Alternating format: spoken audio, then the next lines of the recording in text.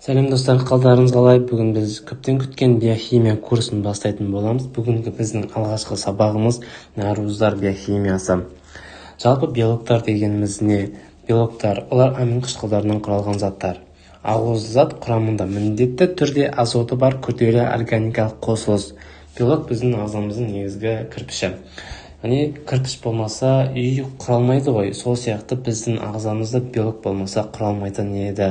Енді белоктар деп біз нені айтамыз? Амин қышқылдарынан, одан кейін азоттан құралған затты біз белоктар деп атаймыз. Енді белоктардың қызметі өте көп біздің ағзамызда. 80% біздің ағзамыз белоктан тұрады. Тырнақ болсын, теріміз болсын, одан кейін бұлшықеттер, ферменттер, қан ұюға қатысатын белоктар, одан кейін тағы да иммунитетіміз, бәрін талдаймыз. Енді осындай негізгі қызметтерін мен жазып қойдым. Жалпы осындай қызметтер бар: тасымалдау, қозғалыс, қорғаныштық, қабылдағыштық. Енді тасымалдау қызметі, оған бізде гемоглобин жатады. Біздің қанымызда қанның қызыл жасушалары бар. Қанның қызыл жасушаларының ішінде, эритроцитің ішінде гемоглобин деген белок бар. Ол гемоглобин белогы бізде оттегіні тіндерге апарып, керісінше CO2-ні сыртқа шығарып, осындай тасымалдау қызметін атқарады екен. Одан кейін тасымалдау қызметіне жататын бізде альбумин деген белок бар, глобулин. Көп ондай белоктар. Осы негізгілерін талдап жатырмыз. Енді альбумин белогы ол бізде осмотикалық қысымда, одан кейін дәрі-дәрмектерді ішкен кезде соны тасымалдайды. Жалпы енді алдағы уақытта толық талдайтын боламыз. Енді қозғалыс қызметі. Біздің бұлшықеттерімізде тоже белоктан тұрады. Оның ішінде актин, миозин деген белок бар. Актин, миозин бір-бірінен қысқару, ұзару арқылы біздің бұлшықеттеріміз жиырылады. Егер осы актин, миозин жетіспей қалса, бізде не болады? Бұлшықеттеріміз жиырылмай қалушы еді. Одан қорғаныштық қызметі. Қорғаныштық қызметіне жататын бізде тырнақ, тері, бұлшықет бәрі қорғаныштық қызметке жатады ғой. Одан кейін тағы бір қорғаныштық қызметі бар екен. Ол бізде иммунитетіміз. Жалпы бізде Т лимфоцит деген бар. Т лимфоцит бізде 5 иммуноглобулин түрін өндіреді. Ол иммуноглобулин деп бізде уже иммунитет қой. Сол қорғаныштық қызметін атқарады. Бөгде заттарды жойып отырады екен.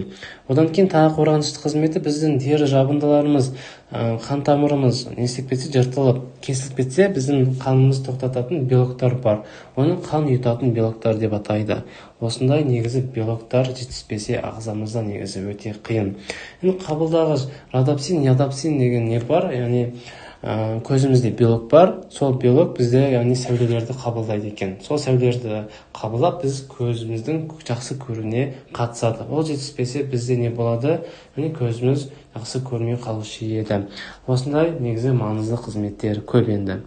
Енді классификация. Бізде жай наруздар, одан кейін күрделі наруздар деп бөлінеді.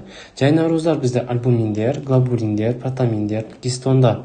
Жай наруздар мен күрделі наруздардың айырмашылығы: күрделі наруздар басқа қосылыстармен қосылған.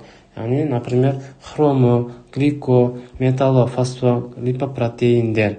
Липопротеин деген сөз бізде олар белоктар плюс майлармен қосылған қосынды. Енді оны соңында талдаймыз қазір. Жалпы амин қышқылдары дегеніміз не? Амин қышқылдары олар бізде белокты құрайтын негізгі қышқылдар. Олар екіге бөлінеді: ауыстырылатын, ауыстырылмайтын деп. Ауыстырылатын бізге жалпы осында 20 амин қышқылы бар ағзамызда. Негізі амин қышқылдардың түрлері өте көп, бірақ негізгі белоктарды құрайтын осылар: аланин, аргинин, аспарагин қышқылы, глицин, глютамин, серин, тирозин, цистин. Ауыстырылмайтын амин қышқылы: валин, гистидин, изолицин, лейцин, лизин, метионин, трианин, триптофан, фенилаланин деген. Бұл жерде айырмашылық не енді?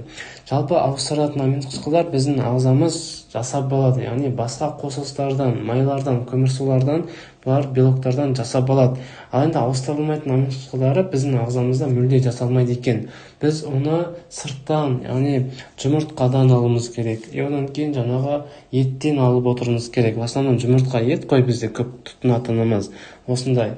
Оларды жемесек, бізде мына ауыстырылмайтын амин қышқылдар болмайды да, мына ауыстырылатын амин қышқылдары содан түзіледі ғой. Солай түзілмей қалады ауыстырылатын амин қышқылдары. Біз ет, жұмыртқаны аз жесек, белокты аз жесек, былайша айтқанда.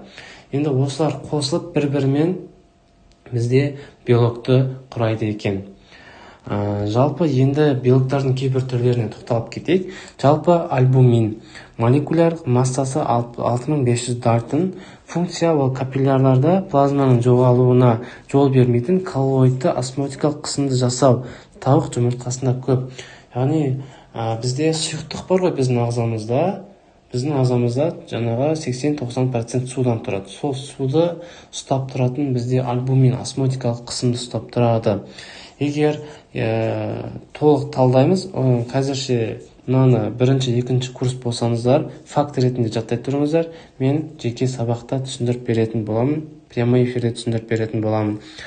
Енді сол альбумин белогы бізде уже сыртқа көп шығып кететін болса, осмотикалық қысым ұсталынбай адамда ісіну болады. Ол көбіне бүйрек ауруларында болады екен.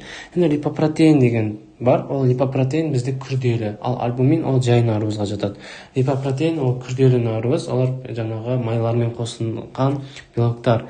Енді липидтер мен белоктардың қосылысынан тұрады. Түрлері: тығыздығы төмен липопротеин, тығыздығы жоғары липопротеин, тығыздығы өте төмен липопротеин, хиломикрондар деген түрлері бар екен.